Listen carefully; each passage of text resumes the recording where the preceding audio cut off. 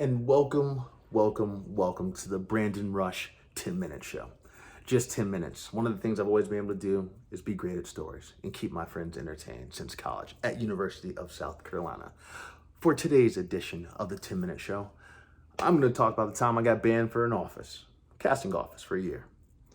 It's funny to me now. A lot of my friends know the story as well. It cracks me up every time, and it was, well, I'll let you guys be the decision makers on it.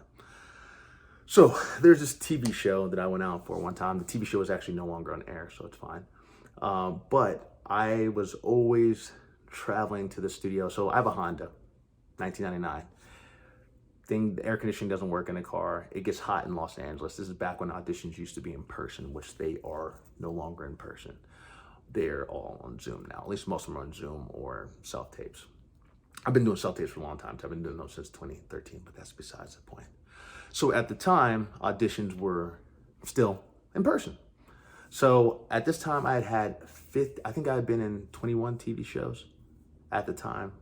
And I was actually in 2017 because I had just got back from filming 24 Legacy in Atlanta, Georgia, which Taylor, thank you. The other day you said that you loved me in that show and that I should have been on that, so I appreciate that. I should have been on, I wish I would have continued on in that role. I love that role as Agent Fox.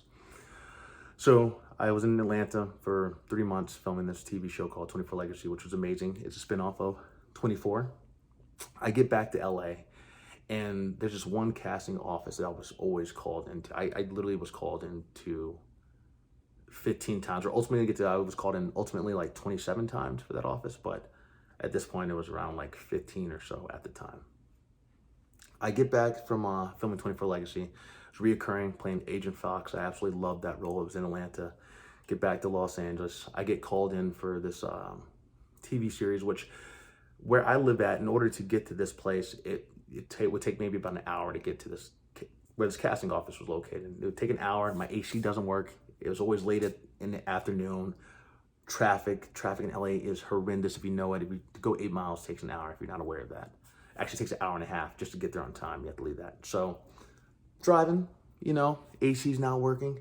I get to this audition and I'm in the waiting room. So usually when you go to a waiting room, there's always people that either look like you. In my case, it was a very diverse group of people reading for these roles. So I'm seeing people. I've been in my hot car, sweating, parking. I know it's going to take me an hour and some change. It's going to take me probably 2 hours to get back because of the way LA traffic works.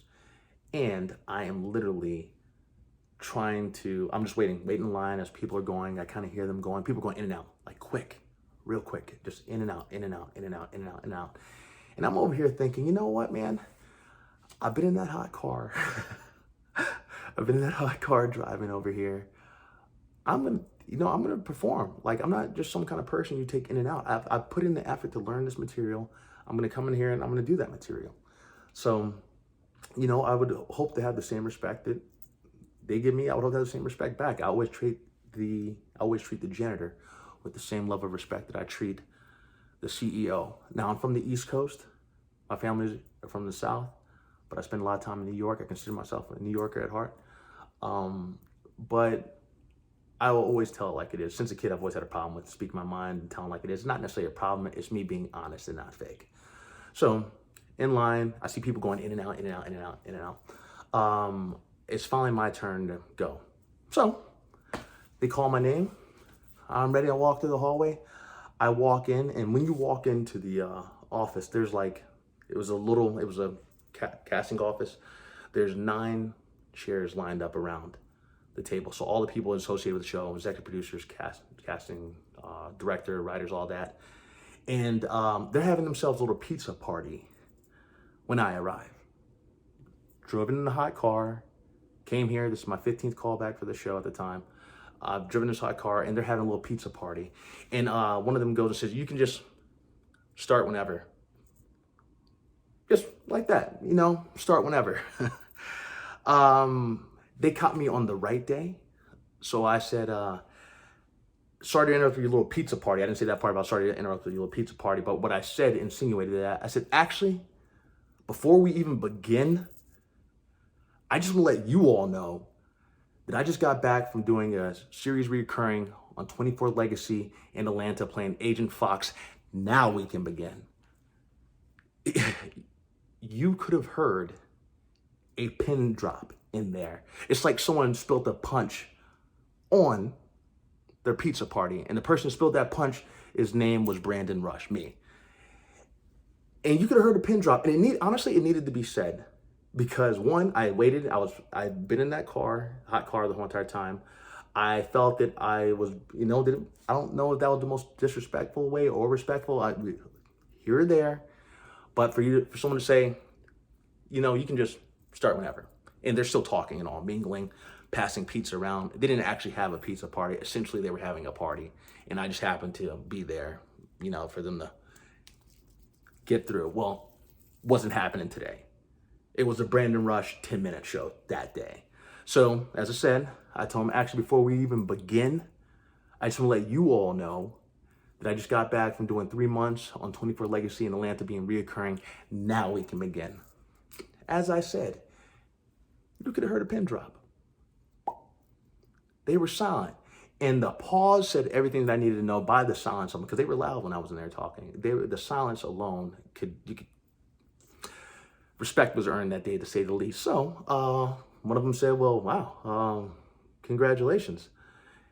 Shocked, because I don't think they've ever heard in their lifetime anyone talk to them like that. I'm almost positive they hadn't. But I felt the fact that I had worked hard on that part. I had been there 15 times. I would give you the same level of respect. I wouldn't just be throw you any kind of way. So anywho, we got 4 minutes left. So I leave. They don't call me in again for a year. So I think I got blacklisted in that office for a year. I think they might have even given my agent a call and said some things. And my agent was like, what was that about? And I was like, it was about, showing them what time it was. Because I guarantee you that from that day forward, they never did that again to anyone else. In fact, I know for a fact they didn't. I for a whole entire year, I think they blacklisted me for a year, maybe 2 years. But here's what the funny part is. That was audition 15. They called me back in an additional, after the 2-year period, they called me back in for 9 different callbacks for that show. Never got it, which is okay, because actually what they didn't realize is that I actually booked one of their spinoffs, which I filmed in New Orleans and was amazing, with an amazing casting director, an amazing casting office, amazing director, amazing writers. I had one of the best times of my lifetime. That's one of the shows I filmed in New Orleans, which was amazing. So I was actually already on the show at that point. They didn't know that, but I knew that, because you don't have to reveal everything. And I don't even know if they look at my resume, but had they looked at the resume, they would have seen that. So anywho, one of the times I was called back, it was this role of a lieutenant, right? A lieutenant that was supposed to be afraid, a lieutenant in the Marines. I believe it was Lieutenant Marines that was supposed to be afraid of some people that the person shouldn't have been afraid of. And look, I keep it real. I said, a bunch of my boys, Marines, I was hearing people going. I heard this one guy scream at the top of his lungs, really loud. I'm like, you know what, man, he deserves that part. In fact, I think I even told him when he came out, and I might even told him that when I walked in, but I played the part the way I was going to play it, and here's the reason why. I'm not a small guy. If I'm a lieutenant in the Marines, I'm not going to be scared like that character. I felt like that character was. I knew I wasn't right for that part because I couldn't play being scared like that. Realistically, I couldn't play scared because I wouldn't be believable in that part, because I know that I wouldn't be scared in the situation they were doing. And I try to bring the most realism to those parts. So I heard a guy screaming at the top of his lungs. When he got out, I was like, you know what, man, actually, dude, I do think you deserve this part, because I know for a fact that I can't do that. It wouldn't be believable for me to do that, because the person was great. I don't know who ended up getting it, because I didn't watch this. I never actually watched the show. I didn't watch that episode of the show, but I did watch the show. But I went in there and I did it the way that I naturally would do it. My character wasn't scared, because one, I'm a lieutenant in the Marines. I wouldn't be scared in that situation.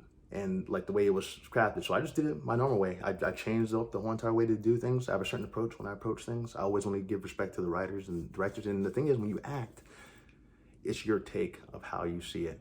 So to me, the character wasn't played like the guy that went before me was real high pitched, real scared. My character wasn't that. There can be a different level of scared. There can be a caution to it, which is how I approached it. I had a cautiousness. I wasn't scared like that person played it.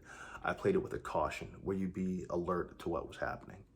So as I said, they called me an additional 9 times, never got it. That's okay. I still love them. They're awesome, but I'm glad that I stood up for myself. And with that being said, that is a 10-minute Brandon Rush show. You're welcome. Have a good night, people.